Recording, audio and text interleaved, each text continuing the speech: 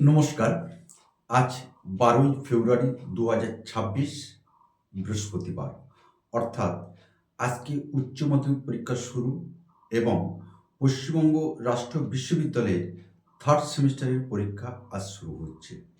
সকল ছাত্রছাত্রীদের অর্থাৎ শেষের কবিতা পাঠকেন্দ্রের সমস্ত ছাত্রছাত্রী এবং আমার অনলাইনের সমস্ত ছাত্রছাত্রীদের আমাদের শুভেচ্ছা রইল অপরিমেয়। তো আজকে আমরা প্রকাশ করব ওয়েস্ট বেঙ্গল স্টেট ইউনিভার্সিটির 5th সেমিস্টারের DS9 এর সাজেশন। আমাদের একটু দেরি হয়ে গেল, স্বাভাবিকভাবে আমরা তার জন্যে ক্ষমা প্রার্থী। তো এখনো সময় আছে তোমাদের, তবু তার মধ্যে যে প্রশ্নগুলো তোমরা দেখে যাবে সেগুলো আমরা আজকে বলে দিচ্ছি এবং এই প্রশ্নগুলো করে গেলে অবশ্যই তোমাদের আসবে, কারণ তোমাদের এটাই কিন্তু পঞ্চম সেমিস্টারের প্রথম পরীক্ষা ন্যাশনাল এডুকেশন পলিসি অনুযায়ী। সুতরাং এর দিকে তোমাদের সতর্ক রাখতে হবে, কারণ তোমরা নিশ্চয়ই জানো যে ভিউজ রাখার জন্য কিন্তু আমাদের এই চ্যানেল নয়, তোমাদের যাতে উপকারে আসে সেই কারণে। কারণ বছরের শুরুতে আমরা সাজেশন কখনোই প্রকাশ করি না, আগামী দিনেও করব না।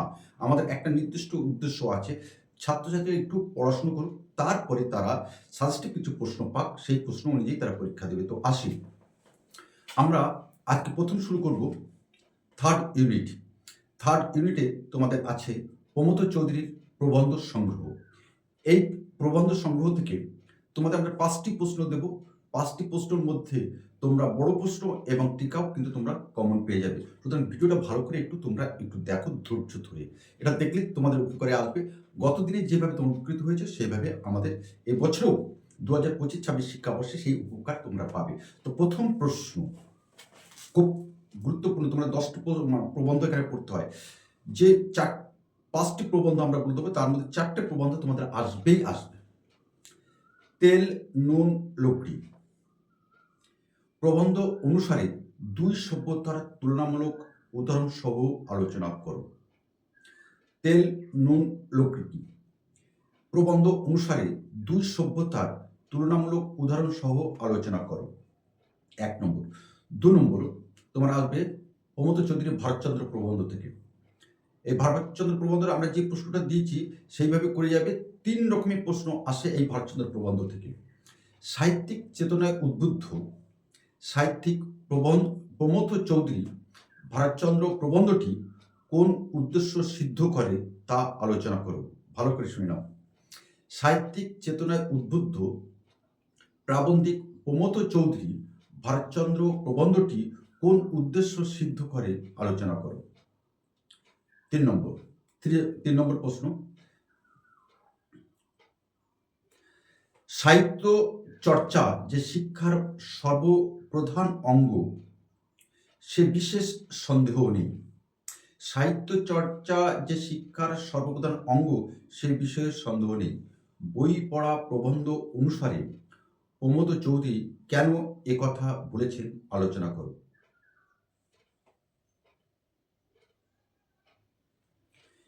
ইংরাজি শিক্ষার গুণেই আমরা দেশের লুপ্ত অতীতের পুনরুদ্ধারে ব্রতী হয়েছি। সবুজপত্রের মুখপত্র প্রবন্ধে লেখকের এই মন্তব্যটি ব্যাখ্যা করো। 5টি প্রবন্ধ থেকে 4টে প্রবন্ধ কিন্তু আমরা বলে দিয়েছি। বই পড়া, সবুজপত্র মুখপত্র, ভারতচন্দ্র এবং তেল, নুন, লকড়ি। এই ভারতচন্দ্রের এই প্রশ্নটা আবার এইভাবে তোমাদের আসে। ভারতচন্দ্র প্রবন্ধে প্রমথ চৌধুরীর ভারতচন্দ্রের শিল্পী প্রতিভার যে মূল্যায়ন করেছেন তা আলোচনা করো। বই পড়া থেকে প্রশ্নটা আবার এইভাবে আসে, এটাও দেখে যাবে। সেকালে বই পড়াটা ছিল বিলাসের একটা অঙ্গ। সেকালে বই পড়াটা ছিল বিলাসের একটা অঙ্গ। বই পড়া প্রবন্ধ অনুসারে প্রাবন্ধিকের এই মতামত বা মন্তব্যটি ব্যাখ্যা করো। খুবই গুরুত্বপূর্ণ।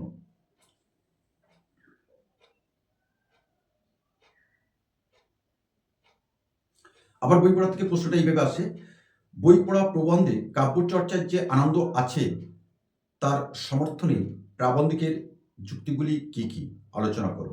এই প্রশ্নগুলো তোমরা ভালো করে করবে আর দেখে যাবে যে প্রশ্নগুলো সেটা আমরা বলে দিচ্ছি।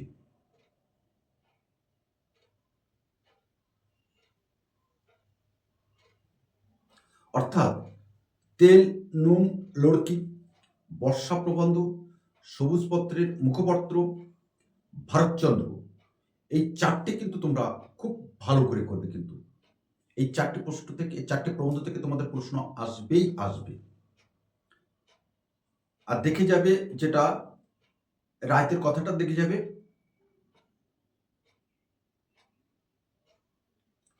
এই কটি দেখে গেলে তোমাদের আর অসুবিধা হবে না। 5টি প্রবন্ধ দিলাম, এই 5টি প্রবন্ধ থেকে 2টো প্রবন্ধ তোমাদের প্রশ্ন আসছেই আসবে, এবং এর থেকে যে প্রশ্নগুলো আলোচনা করলাম এর থেকেই তোমাদের 5 নম্বরের টিকা আসবে। তবু যদি আমাদের সময় থাকে পরের টিকার জন্য আলাদা আমরা একটা ভিডিও তৈরি করে দেবো। এরপরে আমরা আসি ইউনিট 4, খুব গুরুত্বপূর্ণ ইউনিট। এই ইউনিট তোমাদের পাঠ্যসূচি আছে আপন কথা, অবনীন্দ্রনাথ ঠাকুর। এখানে বেশ কয়েকটি প্রবন্ধ তোমাদের পড়তে হয়।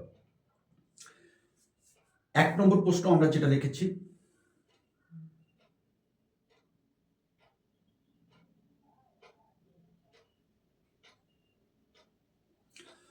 অবনীন্দ্রনাথ ঠাকুরের আপন কথা গ্রন্থটির শ্রেণী বিচার করো।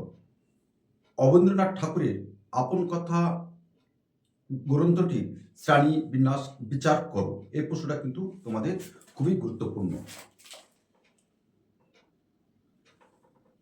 এই আপন কথা থেকে যে প্রশ্নটা এর পাশাপাশি আসে তোমাদের দেবে, আপন কথা গ্রন্থে অবনীন্দ্রনাথ জীবনের সাহিত্যে ঘরোয়া কথনভঙ্গির যে স্বাদ এনেছেন তা আলোচনা করো। অর্থাৎ আপন কথা প্রবন্ধের যে প্রবন্ধগুলিতে জীবনের সাহিত্যের যে কথনভঙ্গি তা আলোচনা করো। অর্থাৎ জীবনী সাহিত্য হিসাবে আপন কথা গ্রন্থটির স্বাতন্ত্র্য আলোচনা করো। এর থেকে আরেকটা চরিত্র নির্ভর প্রশ্ন আসে তোমাদের, পড়বে। 3 স্টার্স দিয়েছি আমরা এই প্রশ্নটা। পদ্মদাসী চরিত্রটি অবনীন্দ্রনাথ ঠাকুরের লেখনীর স্পর্শে অত্যন্ত আকর্ষণীয় হয়ে উঠেছে, আলোচনা করো। অর্থাৎ পদ্মদাসী চরিত্র আপন কথা গ্রন্থের খুবই গুরুত্বপূর্ণ প্রশ্ন 2025-26 এই যে আগামী পরীক্ষায়। সেই রাতে একটা ইংরেজি কথা জানলেন, সেই রাতে একটি ইংরেজি কথা জানলেন, সাইক্লোন। সাইক্লোন রচনায় শৈশবের নানা স্মৃতিচারণের সূত্রে অবনীন্দ্রনাথ এই সাইক্লোনের যে অভিজ্ঞতা বিবৃত করেছেন তা আলোচনা করো। খুবই গুরুত্বপূর্ণ প্রশ্ন, 3 স্টার্স কিন্তু প্রশ্নটা। এটা তো আগেই বলে দিচ্ছি, আপন কথা গ্রন্থের লেখকের প্রকাশভঙ্গি বা কথনভঙ্গি, একই ধরনের প্রশ্ন, একই প্রশ্নের উত্তর কিন্তু লিখতে হবে, প্রকাশভঙ্গি অথবা কথনভঙ্গি। আপন কথা বাংলা সাহিত্যে একটি অনন্য সৃষ্টি। মন্তব্যটির আলোকে গ্রন্থটির শ্রেণী বিন্যাস করে, যেটা 1 নম্বরের প্রশ্ন আমরা রেখে দিয়েছি। আর পদ্মদাসীর চরিত্রের পাশাপাশি যে চরিত্র পড়ে যাবে, রামলাল চরিত্র, এটা দেখে যাবে। আর 5 নম্বরের জন্য একটা প্রশ্ন বলে দিচ্ছি, সেটা কিন্তু 2টো প্রশ্ন বলে দিচ্ছি, খুবই গুরুত্বপূর্ণ। এই 5th সেমিস্টারের তোমাদের আপন কথা প্রবন্ধ থেকে, সে আমল এ আমল সে আমল রচনায় অবনীন্দ্রনাথ 2 কালের যে তুলনামূলক চিত্র এঁকেছেন তা আলোচনা করো। এ আমল সে আমল, এই 2 আমলের যে তুলনামূলক চিত্র এঁকেছেন অবনীন্দ্রনাথ ঠাকুর তা আলোচনা করো। নেক্সট, এই প্রশ্নটা খুবই গুরুত্বপূর্ণ, পরীক্ষায় আসবে। ব্যাপটাইজ হয়ে গেছি। ব্যাপটাইজ হয়ে গেছি কথাটা কিভাবে অবনীন্দ্রনাথ শৈশবে অত্যন্ত গুরুত্বপূর্ণ হয়ে উঠেছিল, আলোচনা করো। ব্যাপটাইজ হয়ে গেছে অর্থাৎ আমি ব্যাপটাইজ হয়ে গেছি, এই কথাটি অবনীন্দ্রনাথের শৈশবে অত্যন্ত গুরুত্বপূর্ণ হয়ে উঠেছিল, আলোচনা করো। এটা কিন্তু তোমাদের একটি গুরুত্বপূর্ণ প্রশ্ন। সাইক্লোনটা 5 নম্বরের মধ্যে আসবে।